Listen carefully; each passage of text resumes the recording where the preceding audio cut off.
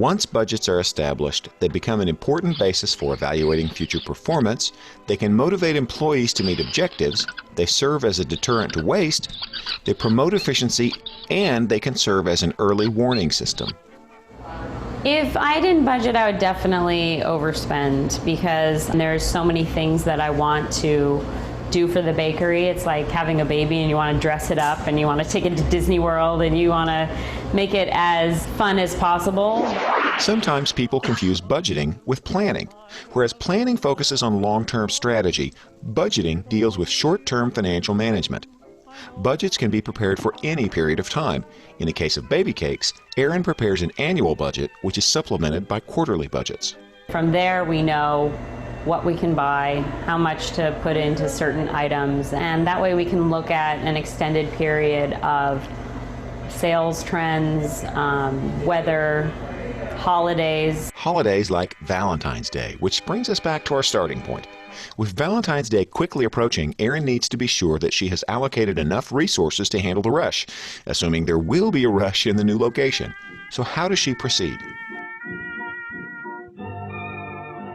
In business, a master budget normally contains two classes of budgets: operating budgets, which we'll discuss in this video, and financial budgets. There are many different types of operating budgets, but we'll focus on the two that Erin uses predominantly. Budget goals, of course, are based on past performance, and in larger companies, data is collected from various organizational units, beginning several months before the end of the current year. Because it is derived from the sales forecast and every other budget. Oops. Hang on, guys. It's our first The bottom line is that for small businesses, the sales forecasting process can be somewhat informal at times. Erin takes a very hands-on approach to her business, which allows her to spot trends, minimize waste, and trust her instincts. When I'm here and I'm seeing the waste, then the ideas come. And when I see the reactions to certain items, the donuts brings a really big emotional reaction from people, and if I didn't see that, then I wouldn't know to put more money into donut pans, and I wouldn't, for example, say the cornbread isn't selling, stop making it, you know, like you see all the little details. Okay, now let's look at an example. In her LA store, let's say that Erin normally sells about 1,000 of the red velvet cupcakes a day at $3.50 each. On Valentine's Day, she expects to sell an additional 500 or 1,500 red velvet cupcakes total. So we multiply the expected unit sales by the unit selling price to obtain total sales, which in this case is $5,250 for the red velvet cupcakes. So she knows that she needs to ensure she has enough supplies to handle the production. Next, let's look at the production budget, which shows the units that must be produced to meet the anticipated sales. This is derived from the sales budget plus the desired change in ending finished goods. In an ideal world, a bakery wants to end the day by selling all of its product. However, it needs to maintain supplies to produce the next day's product. The required production in units formula is budgeted sales units plus desired ending finished goods units minus beginning finished goods units equals required production units. So, if they sell 1,000 red velvet cupcakes each day on average, and they have to account for an extra 500 red velvet cupcakes on Valentine's Day, they'll not only have enough raw materials for the holiday, but for the days that follow. This is obviously a very simplified sample, but as you can imagine, it gets even more complicated when Erin has to take into account different types of cupcakes and other products and flavors. Just need to sign the bottom. Thank you. Erin worked hard to budget for Valentine's Day in her new location. Despite not having much history to help guide her decisions, she relied on a combination of traditional budgeting techniques and informal budgeting intuition to help her make decisions. And the results, or lack of them, speak for themselves. Looks like it was a big success. Budgeted perfectly. She did extremely well in her planning with respect to her cupcakes, running out just before closing time. And best of all, she knows that she has enough supplies for tomorrow, when the entire process starts all over again at 4 a.m.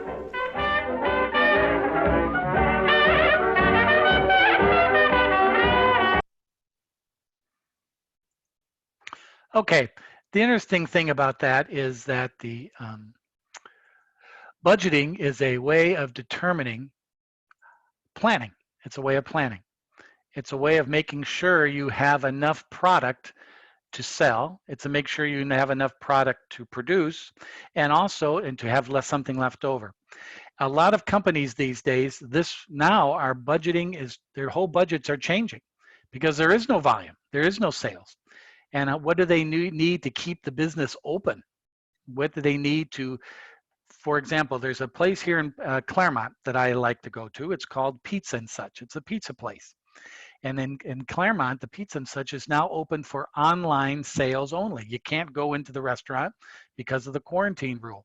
So now they have to change all their budgets to say, all right, how much can we save or sell online instead of in the restaurant? I happen to know the owners of the business, and the restaurant on a normal operating day, when people come in and out of the restaurant, they're producing roughly around 600 meals a day, 600 meals. Now all of a sudden they're going to the online sales, and their online sales are dropping to roughly about 100 meals a day. Quite a big drop. So now they have to prepare a budget for now this online sales. And then how long are these online sales going to last? So they have to lay off people, cooks, waitresses, bartenders, and just keep the support staffs to support 100 meals. Well, if you build these budgets in advance, and when circumstances change in your business, you can act accordingly and modify and change your budgets, knowing from past numbers what you need to do to produce the necessary amount of revenue that you can do. Pizza and Such used to sell 600 meals a day. Now they only sell 100 meals a day, but they're still making a profit because they reduce their cost appropriately and can maintain that. Budgeting helps us to do that. And naturally, what we learned from chapters 1 and 9 also helped us to do that as well, because we know our cost structure. We know our fixed costs. We know our variable costs. So these are important components that we're looking at going forward with budget planning. Now, in our textbook, I selected 2 exercises to highlight these. Exercise 9-1 and exercise 9-14. I originally gave you the agenda yesterday in my introduction video as exercise 9-4, but that was a typo. It should be 9-14. And let me show you these exercises now. They define what budgeting is all about.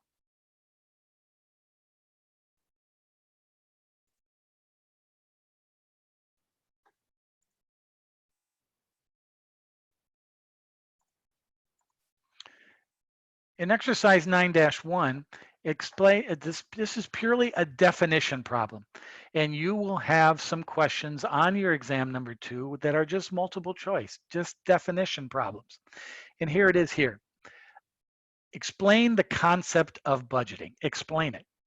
Trusser Company has always done some planning for the future, but the company has never prepared a formal budget. Wow. Now the company is growing and is considered preparing a budget.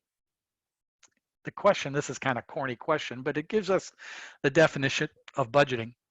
Write a memo to the president of Trustler Company in which you define budgeting. Identify the budgets that comprise the master budget and identify the primary benefits of budgeting and discuss the essentials for effective budgeting. Just exactly like the video we just saw about the lady who has the bakery, one in New York City and one in Los Angeles. Who doesn't have much experience or information to prepare a budget, but she needs to start preparing a budget so she can manage, especially in the example in the video, her Los Angeles bakery. So what do you need to prepare a master budget? What kind of information must be needed? And that's what this question is defining. The solutions look like this.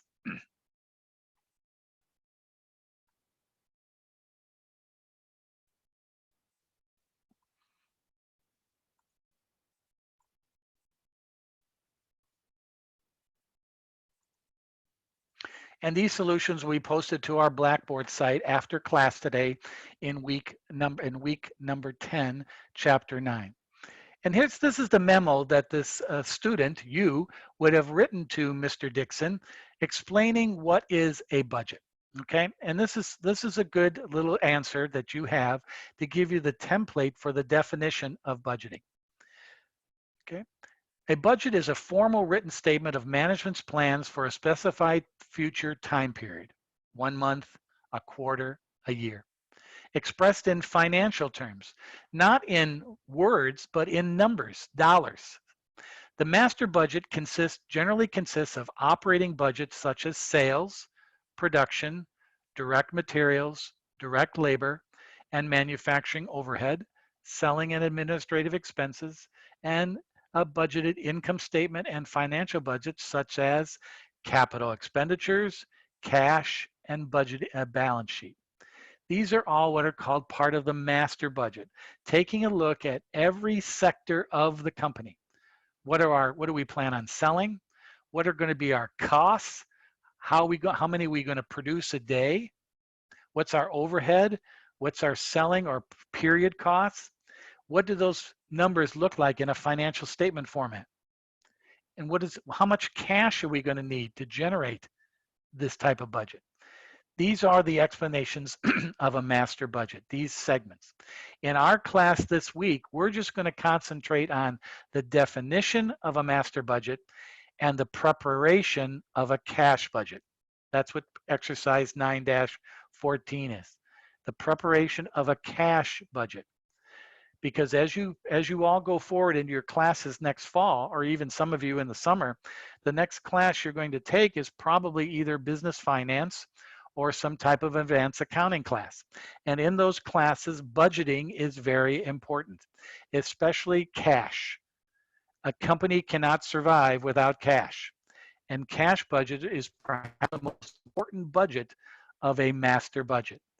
How much money do we need to run our business, and how much money are we going to produce by running our business? That's the cash budget. That's very important, and we're going to study that this week, and you will have a question on the exam that asks you to prepare a cash budget, just like exercise 9-14. So note that. The primary benefits of budgeting are: it requires all levels of the company to plan. Not just one or two individuals, the whole company needs to plan. It provides objectives. Do we plan on making money? How much? Do we plan on just breaking even? How much? It creates a warning system of trouble. If you're not meeting your budget, it tells you in advance that, oh geez, we better start making some changes. Something's going on. If a company today on April 13th were still operating by their normal operating budgets, they would be in big trouble. Why? Because they're not producing anything. We're on quarantine. Their whole budgets have had to change. Thus, they have to change their management. A budget coordinates the activities of all different functions of a business.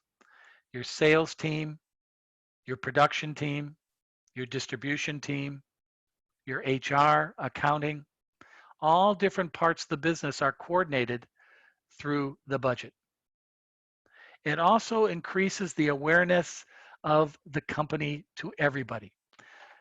One of the biggest pains in the neck with company management is if the sales team has no idea what the production team is doing, and the production team has no idea what the distribution team is doing. A budget creates awareness amongst all those entities of what everybody's doing and what they have to do to be successful. If the sales department isn't talking to the production department, and the production department is not talking to the distribution department, and all these departments are not talking to the financial CFO for cash budgeting, a company will fail. A budget is a way of coordinating all these activities into one. It tells people within the organization that each entity is doing their job, doing their share of what they need to do to make the company successful. That is what a budget is. So this answer to exercise 9-1 kind of gives you the general idea of what chapter 9 is all about.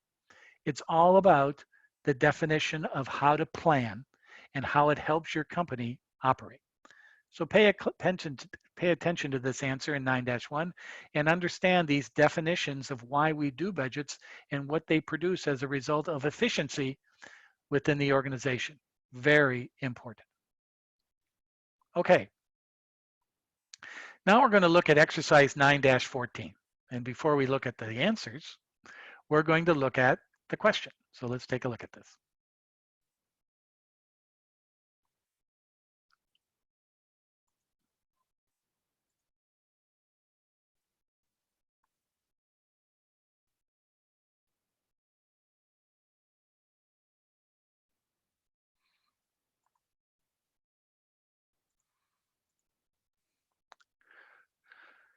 Here's exercise 9-14. This is to prepare a cash budget for 2 months. All right. You will do this on your exam too this week, because you need to plan how much cash you're going to collect, how much cash you're going to spend, how much cash you're going to have at the end of a specific time period. In this question, the time period is for the month of January and the month of February 2020. The company expects to have a cash balance at the beginning of the period of $45,000. Here's the relevant data to cash for the next 2 months.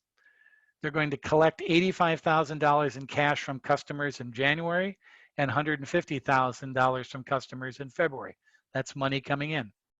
They're going to pay out for materials. They're going to spend $50,000 in January, $50,000 in February. Their labor costs are $30,000 and $45,000 respectively. Their manufacturing overhead is the following.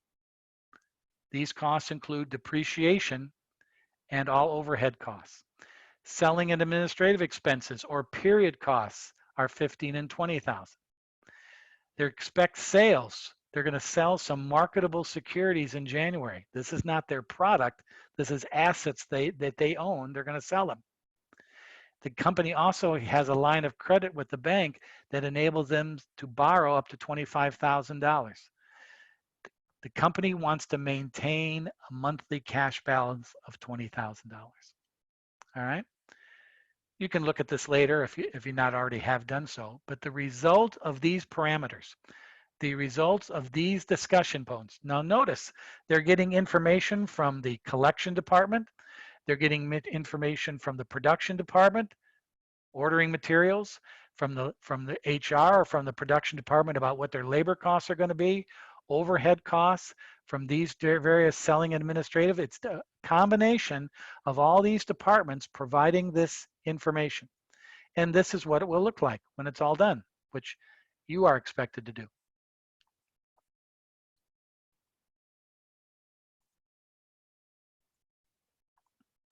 Notice I have the budget for the 2 months, January and February. And we start out, they tell us we start out in the problem with $45,000 cash on January 1.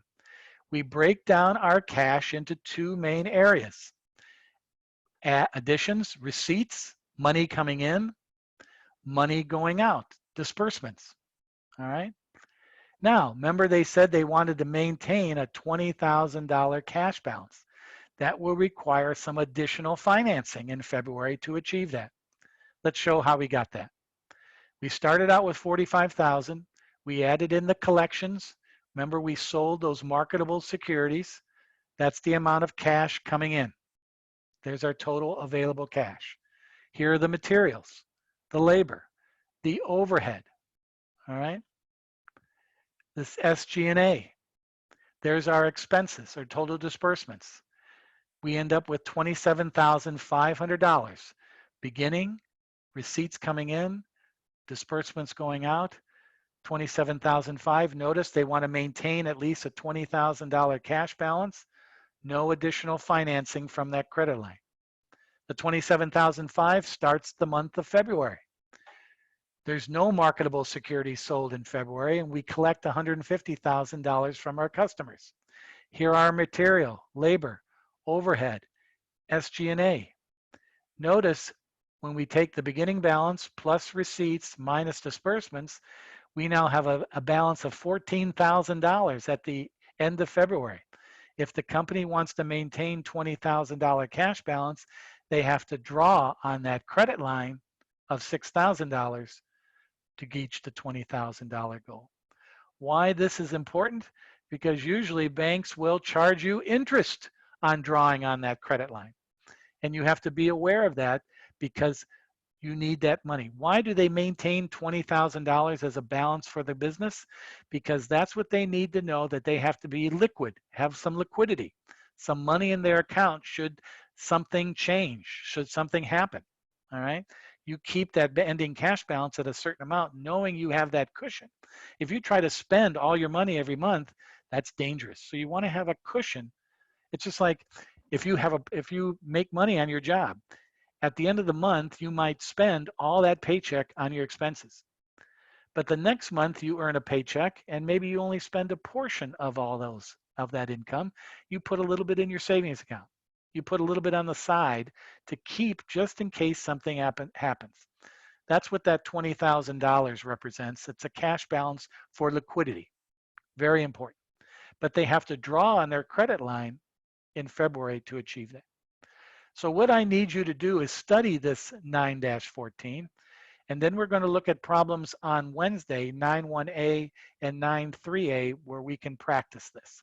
But this is an example of a cash budget, receipts or additions to cash, disbursements of cash, and any financing we need to maintain a specific cash level. This is a cash budget. A company to survive, to be efficient, has to make sure they can plan their cash. And this cash is a cooperative effort of sales, cash management, production expenses, period costs, or other operating departments. It's a combination of all those departments to make sure that we have enough liquidity to manage our business. That is huge. The CARES Act last week or 2 weeks ago was passed by the United States Congress. $2.5 trillion of money available to the nation. A big portion of that money was to keep companies' cash liquidity, where companies can go draw on this federal government money through the Small Business Administration and get cash to keep their businesses operating during the economic slowdown. Companies would not know how much they need to draw on these funds from the SBA if they don't produce cash budgets. Can't do it. I just saw the cash budget last week for the University of Laverne. They're going to have to rely on some outside funds to help them out in the next few months. But you won't know how much funds you need unless you do these cash budgets. So our lecture will close today by making sure you understand the definition of what a budget is and why you need it to become efficient in your operations of your business. And secondly, the nuts and bolts of producing a cash budget. How you produce that cash budget, this is the number crunching you're going to be doing out of this chapter, is how can I forecast based on what my salespeople tell me, based on how much I'm going to collect of those sales, based on what it's going to cost me to run my business. All those departments putting together a cash budget to show how your business is really doing. This is what I want you to concentrate on in this week of Chapter 9. We will look at additional problems to practice this, and if you can do those in advance, that would be very helpful for you just as a study guide for the examination, which is going to be given to you Wednesday afternoon on chapters 6 through 9. I will post the solutions to these problems in Blackboard at the end of class today. I have recorded this lecture today in case you want to go back and look at it and review it. And of course, you can look at it again on Wednesday, maybe to review for your examination or help you with your examination. But this is also being recorded, and the recording session will be posted as a link to our Zoom, but also more importantly, the recording will be posted to our YouTube playlist, where you can go at any time of the day to the YouTube playlist for our class and look at the recording of our class sessions. So that's where I will leave you now, just except for a couple of questions I want to ask you all. I want to make sure I got everybody who's in attendance today. And it looks like I do, I think. Okay. Now, does anybody have any questions or concerns for me to me about the material we talked about today, about our wheelings and dealings going into the future, or anything else. Any questions from anybody? Professor. Yes, Aiden. Yeah, so for just 914, you just want us like just to look at it? Well, if you want to try to prepare it and Okay. put it together yourself, but also you will have the answers. You just saw the answers here, but I would think a good idea to maybe go through that problem and see how I created those numbers, and you can do the corresponding as well. All right, cool. Thanks. Okay, because Aiden, you're going to see this type of problem on your examination. So make sure, if not, you don't run through the problem. You know what the answer represents and tells you what makes up the answer. So when I give it to you on examination, which Mr. Hassey does in a little bit different way, you can sort that out. Will do. Thanks. Thanks, Aiden. How you doing, by the way? Good. How are you? I'm okay. I'm okay. That's good. All right. Any other questions? Mr. Assey, Yes, John. so you said what is due on Sunday? Sunday it's going to be examination number 2, and you'll get that on Okay. Wednesday. Okay. But Okay. John, I don't know if you came on a little bit late. No, I was on time. Okay. So you heard me say that if you cannot get the examination done by Sunday, that is not a deal breaker. Don't worry about that. If you need some extra days, you can post them Monday or Tuesday. And if you're going to take longer in posting your work, just let me know via email so I can anticipate that. Okay. Okay. Yeah. So it'll be this regular due date is Sunday at 9 o'clock to post 9 p.m. to post examination number 2. So thanks, John. Good Okay. question. Of course. Any other questions from you all?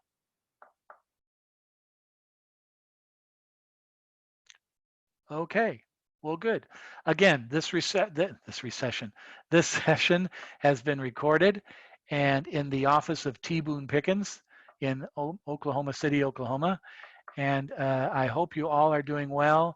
Try to take a look at that course evaluation, or if not, wait till later on the week. Especially, you'll probably want a different perspective once you get your examination. Oh, this Hassey's an idiot. Why is he giving me this? But you can wait on that. But as long as you get that evaluation done by Friday, that's important. Let me just take a couple of people who I haven't heard much from in these 4 weeks of being online. Miss Pauling, how are you doing? I'm good. Everything okay? Yes. Did you have a nice Easter with your family? No, unfortunately. I'm sorry about that. I kind of agree with you. I live in a dysfunctional family as well with a bunch of knuckleheads, and I had to spend all day with them. And then we had a Zoom session on Sunday where all my family from Michigan, Massachusetts, all over the world got together, and that was even solidified my dysfunctional family. So I can relate to that, Ms. Pauling. I understand. But I'm glad you're doing well and you're okay. Great, thank you. Thank you. How about, let's see, who haven't I heard from a while? Fausto, how you doing, buddy? I'm doing good. I'm doing good. Did you have a nice Easter with your family? Yeah, I did. Just Did like it? immediate family, but not like Yes. extended. What did you have to eat? What was your dinner? Oh, we had like chicken and like carne asada and all that Ooh. stuff. Fausto, I want you to remember this. Write this down. The next family dinner, you invite Professor Hassey over.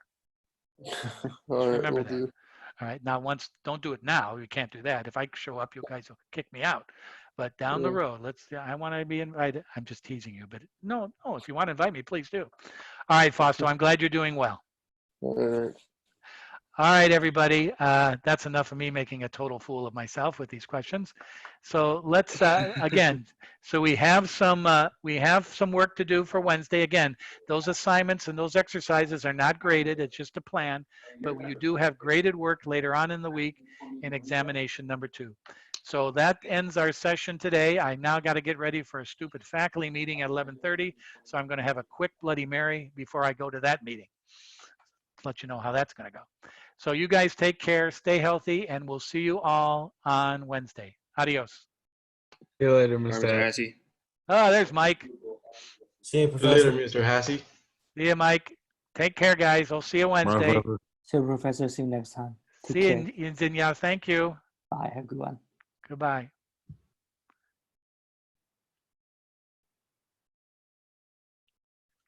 Palm, are you still there? I know you can't talk to me, but Palm, as always, it's always a pleasure. You're always the last one to leave. So Palm, take care, buddy. We'll see you later.